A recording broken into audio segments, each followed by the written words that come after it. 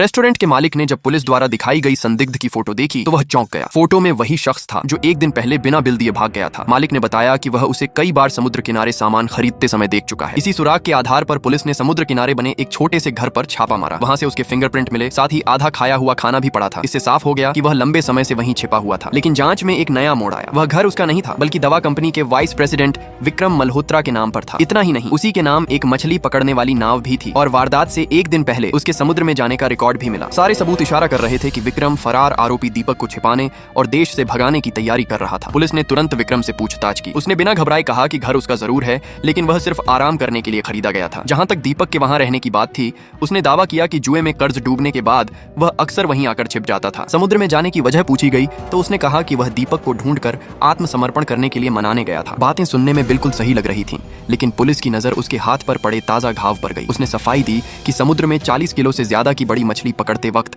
कांटे से हाथ कट गया था। जब पूछा गया कि उस दिन उसके साथ कौन था, तो उसने कंपनी के सिक्योरिटी सुपरवाइजर करण का नाम लिया। करण को भी पूछताछ के लिए बुलाया गया। उसने भी बिना किसी झिझक के हर सवाल का जवाब दिया। उसकी कहानी में कोई साफ गलती नहीं थी, लेकिन एक बात पुलिस को परेशान कर रही थी। दवा कंपनी का इतना बड़ा अधिकारी आखिर एक मामूली सिक्योरिटी कर्मचारी को ही अपने साथ समुद्र में क्यों ले गया? करण ने बताया कि 3 साल पहले उसने एक सड़क हादसे में विक्रम की जान बचाई थी। उसी एहसान के बदले विक्रम ने उसे कंपनी में नौकरी दिलाई और तभी से दोनों के बीच गहरी दोस्ती हो गई। कहानी सुनने में बिल्कुल सही थी, लेकिन पुलिस को लग रहा था कि इतने सारे संयोग एक साथ होना अपने आप में सबसे बड़ा शक था। ठोस सबूत न होने की वजह से दोनों को छोड़ना पड़ा और केस फिर से रुक गया। तभी जांच अधिकारी को एहसास हुआ कि सिर्फ दीपक के गायब होने पर ध्यान देने से सच सामने नहीं आएगा। इसके लिए विक्रम, दीपक और कंपनी के बाकी अधिकारियों के रिश्तों को जोड़ना होगा। सारी कड़ियां आखिरकार 15 साल पुराने समुद्र किनारे हुए 3 मजदूरों के रहस्यमयी हत्याकांड तक जा पहुंची। उस रात भयंकर तूफान और बारिश के बीच पूरा शहर घरों में बंद था, लेकिन कंपनी के 4 बड़े लोग पुराने मालिक के घर शराब पार्टी कर रहे थे। अगली सुबह समुद्र किनारे कंपनी के 3 कर्मचारियों की लाशें मिली। सबसे हैरानी की बात यह थी कि उन चारों ने एक दूसरे को ऐसा अलीबी दिया जैसे पहले से पूरी कहानी रट रखी हो। जांच आगे बढ़ी तो पुराने मालिक के खातों में करोड़ों का घोटाला मिला। पुलिस उसके करीब पहुंच ही रही थी कि अचानक ब्रेन स्ट्रोक से उसकी मौत हो गई। उसकी मौत के बाद कंपनी की पूरी तस्वीर बदल गई। उसके साथ पार्टी में मौजूद राकेश अग्रवाल ने